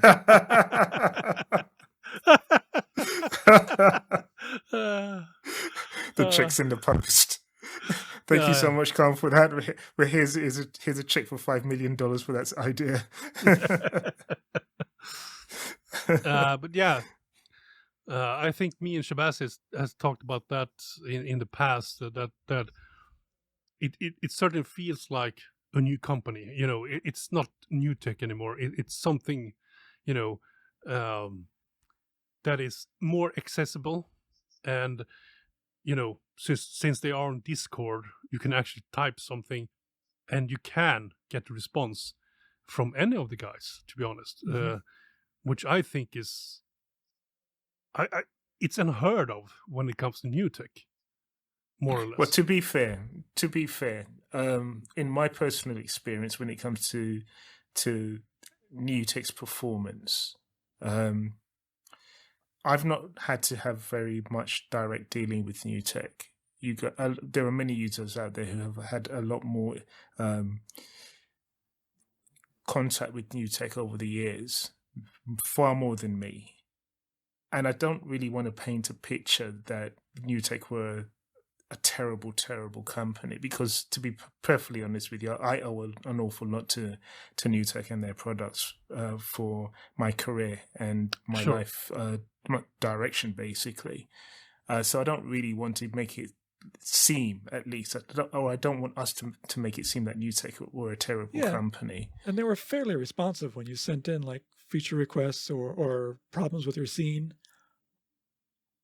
Yeah, at least when Deuce, because I think Deuce was the one back then that responded, and as long as he was hired, I don't think there were any problems, to be honest. When it comes to that, but it was, you know, during these years when, you know, the dark years, you know, from 2020, after Deuce left the company, if you tried to contact them at that point, you would probably not get an answer, or very slow answer at least. Yeah, in the latter years, it did. Then yes, a lot of things kind of broke when it came to communicating with them. Yeah, and the lack of communication coming out of NewTek regarding and VizRT regarding Lightwave definitely had a negative impact on its public image. I'll not lie on that. but they were. But I think. But yeah, painting NewTek as a whole. If you think about NewTek if you think of NewTek history-wise, it's been a fantastic company for all of us, I think. I'd like to think so. I was just going to say a company that was very ingenuity, that's the wrong word, inventive. Yeah. They came out with some awesome technology. Yes. Starting with DigiView. Oh, yeah, absolutely. I think that's probably what it is for me. They democratized the technology for having your own creations. If you are a creative person, you didn't have to go through the gatekeepers. Yeah. And because of that, and this kind of goes back to a bit of my youth, when Commodore released the Commodore 64, and I managed to get my hands on one, and I learned how to program. In that period of time in the 80s, there was a phenomenon in that field of home computing, of what was called bedroom coders. Oh yeah. You didn't have to belong to a studio. You didn't have to work in a university. You didn't have to do research to do your own code. You could create your own code in your own bedroom, and that was very democratizing and very liberating. And I kind of feel that NewTek did a similar sort of thing with video. Yep, yeah, absolutely. And then with 3D animation. Yes. And for that, I will always be thankful to them for allowing that democratization of the technology to literally anyone, because they literally thought outside the box. They broke with the norm. They were complete rebels in that respect. And the market was not ready for it. And no. Boy, did they kick butt on that one. They saw that the market had missed a step, and they just exploited the hell out of it. and I respect them a lot for that. Yeah. So I don't know that I'd want to make it seem as though NewTek were an awful company, because the truth of the fact is they weren't always. They had problems like anybody else, but they weren't terrible to their customers by and large. I know that they had various people in charge. One would leave, another one would come in. Yeah. They changed the flow of the company. Yes. Yeah. Exactly. Plus, added to that, they had they had something that I think put them on a high pedestal, for me at least, anyway. And that's something that they had was Kiki Stockhammer. So you can't go wrong with that. Kiki. This is a hypothetical. If you were to have a fairy godfather or godmother grant you a wish,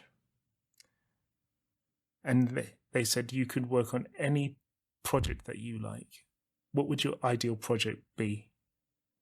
I think Hollywood in general has gone off a cliff in the past few years. Absolutely. There's nothing I've seen that's like, I have to see that. It's now all about the message rather than the story. Yeah. Absolutely. Yeah.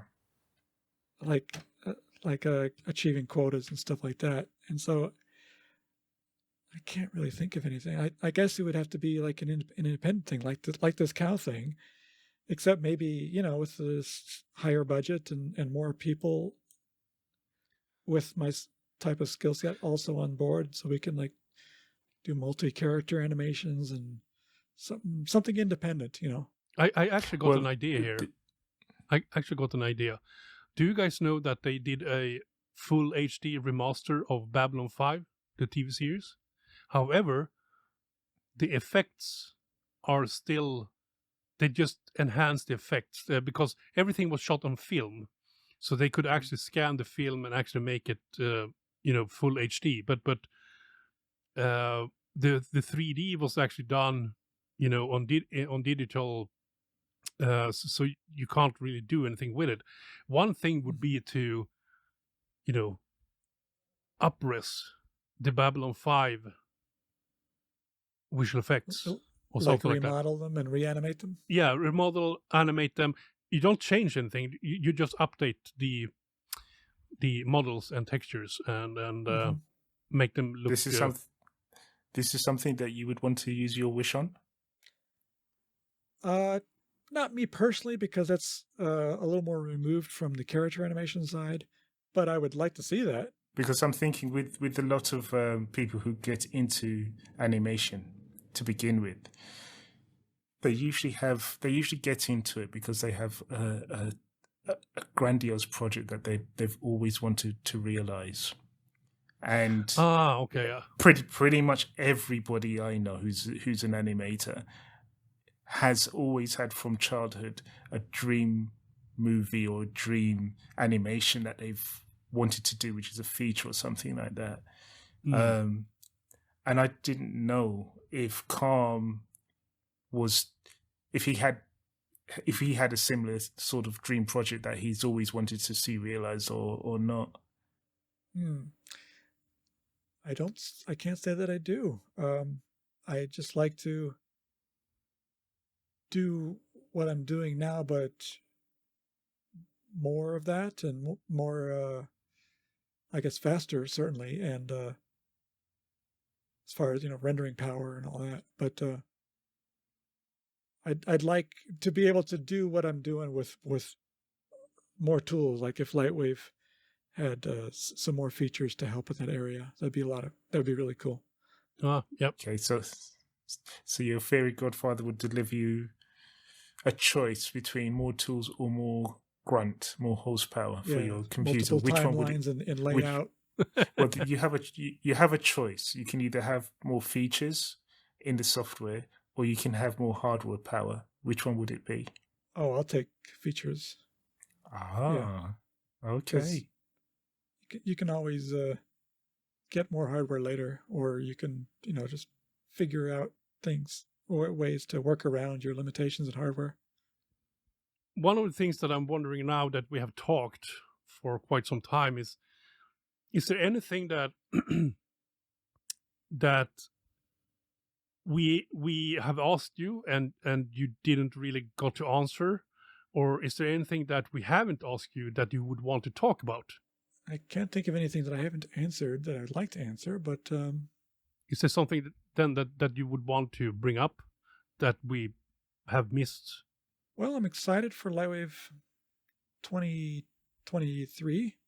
I think I'm just like I'm just being patient because I've pretty much resigned to the fact that we're not going to get much more information as far as what it's going to be, but it's only a few months out anyway. Mm-hmm. Unfortunately, I won't be able to afford it, at least not right away. It might take me another couple months to afford it. Are you still freelancing, by the way? No. Okay. I mean, I could. I've done it here and there. Very, very little freelancing. I've done it. Every once in a while, somebody will come to me and I'll try to squeeze their project in. Sure. Yeah. Hypothetically, again, let's say that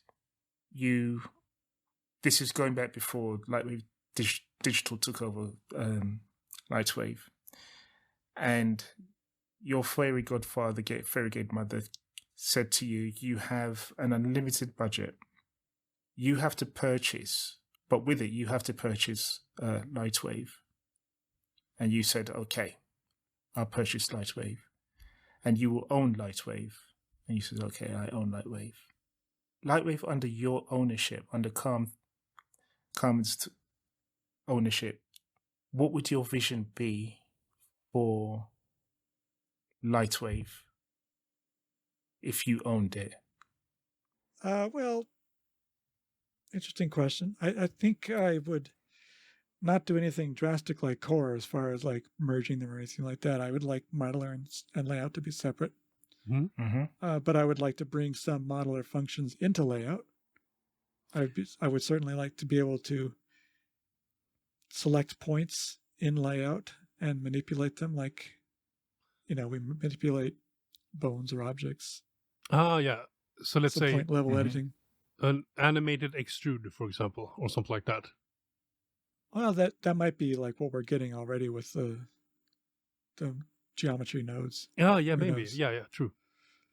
Or at least maybe not in the first iteration, but maybe forthcoming later. I mean, I'm if we get point level editing in the geometry nodes, that'd be awesome. I guess bringing the functionality of Storm into LightWave, I think would be really neat. Because I think everybody with LightWave should be able to have that kind of power, and have true volumetric soft bodies. That'd be pretty sweet. Just done the wavy way. Yeah, just make it make it wavy. More features to be able to do like things like. All right, well, here's something you can't do in LightWave now. You cannot have objects change their number of points. So, like in Storm, you can tear cloth, but you can't do that in LightWave. So, so to be able to spawn new points or whatever. Doesn't actually Cloth Effects have some sort of that thing though? It's got a sewing tool, but the points have to be existing from the beginning. Okay. Cyflex has the same feature as well. Okay, now I get you. Yeah, that's a limitation with LightWave for sure when it comes to what do you say, procedural point distribution on objects over time. Yeah. Or polygons or whatever, separate them, like tear them apart or whatever. Yeah. Interesting. Yeah. And I'd like Delta Mush in there, and I'd like multiple timelines. So like we could animate a character's walk cycle in one timeline and refer to it on the main timeline in a non-destructive way. I guess my answer is I would hire everybody that's working with LightWave Digital and just say, have fun, guys. And maybe get some of the guys that you can't hire at the moment as well, because unlimited budget means that you can probably hire some people that are currently working at another place, maybe, and some really, really brainy guys that know physics really well and stuff. Yeah. So would you say then that the core interest of Carm's Lightwave would be more to do with the software's development? Because the market itself has many different 3D applications and 3D tools that are out there, and they all have wonderful features in them. You would say that in order for Lightwave to compete against all of them, the main focus would be to do with the improving the feature set in order to make Lightwave stand out amongst the crowd. That would be. I don't know if stand out wouldn't just parody be impressive enough? I mean, well, it's your Lightwave. I mean, you tell me. Yeah, there's Houdini can do some crazy stuff, and I mean, just to be able to match that would be pretty awesome. Yeah, I don't know what. I guess I'm not much of a software developer to be able to come up with these ideas that would surpass what everybody else is doing. It's very hard to come up with new stuff now. Everything has already been invented in some way. I think as long as Lightwave maintains its feel, but can still match what anybody else is doing, stand toe to toe with them, I think that would be awesome. Oh, so essentially, if Lightwave can be faster and easier and cheaper to use. Yeah, it does need help in the rendering speed. Yeah, rendering is one of the things that I know a lot of people, especially with the new render engine that came with 2018 and forward, is that a lot of people are they're not happy with the speed of the render engine compared to 2015 or Lightwave 11 or something like that. But at the same time, the look of the render engine, oh my God, when you render something and you set it up with PBR, it's like, yeah, this looks a lot better. This looks a lot better. Yeah, it takes a bit longer to render, but it looks hell of a lot better. Yeah. Okay, so sorry, my answer sucked. No, it's very interesting to see what different users would do if Lightwave was under their ownership. For example, my vision for Lightwave is very different to your vision for Lightwave, and it's just very interesting to see what other people would do if they were given the helm to Lightwave. Yeah, I would like more cloth stuff. Like if they can get the functionality of Marvelous Designer in there and Storm. God, Marvelous Designer. What a good application. Jesus Christ. Yeah, or, more physics and but just do it the Lightwave way, and that would be awesome. Yeah. Yeah. And if you look at my latest tutorial on Rumble, the Mega Multi outputs for the curve node, then you'll get another idea of what I would really like to see in Lightwave. Oh, yeah, okay. Who would you want to see on this podcast? I don't know. I mean, I think just if more developers would want to speak up, maybe some of them are shy. Maybe if you could contact some companies that have used Lightwave, like in their game development and stuff like that, or movies. Yeah, because I know Lightwave was used in Avatar and in the Green Book. I never saw it, but yeah. Like if you can contact more people who make movies and TV and games that use Lightwave. We actually have a bunch of those listed up. One of them had to cancel the same day we were going to do the interview. Okay. I don't know them by name, but more of those people would be fun. Yeah. You'd like to see more industry insiders. Yeah. But thank you so much, Carm, for coming on this show. Do you have any closing words to say, Shavasi? Just to add to that, really, just to thank you so much again for coming on board and giving some insights into fellow Lightwave users' usage of Lightwave and their perspectives on the development of Lightwave and their usage of it. I think it's important to acknowledge people like Carm, yes, as users. Absolutely. That have their own stories to tell, not just industry insiders. As valuable as industry insiders are as well, the regular person who's a Lightwave user is equally as important. Their voices need to be heard, and I thank Carm for sharing his story with us today. You've made us laugh, Carm. You've made us laugh. And I thank you for that. Just one person laugh, it was worth it. So you've been very entertaining, very wonderful as a guest, and I hope that I hope to have you back again. And I would like to come back when the animation's done, the cow animation. I'd like to get me, Richard, Marion, Jim, Vincent, and anybody else who worked on it. Maybe even Amy, if she wants to come on. So we actually did get an answer to the final question of who would you want to see on this podcast. Yes. Yeah, everybody else that worked on the project. Yes. Yeah. Perfect. There you go. Thank you all for watching and listening to this month's episode. Be sure to tune in next time so that you don't miss out on all the goodies we've got for you. In the meantime, if you have any news stories you'd like us to know about, you can reach us in the comment section or send an email to lightwavedigest@gmail.com with the word news in the subject line. If you enjoyed this episode, be sure to like, subscribe, share and comment.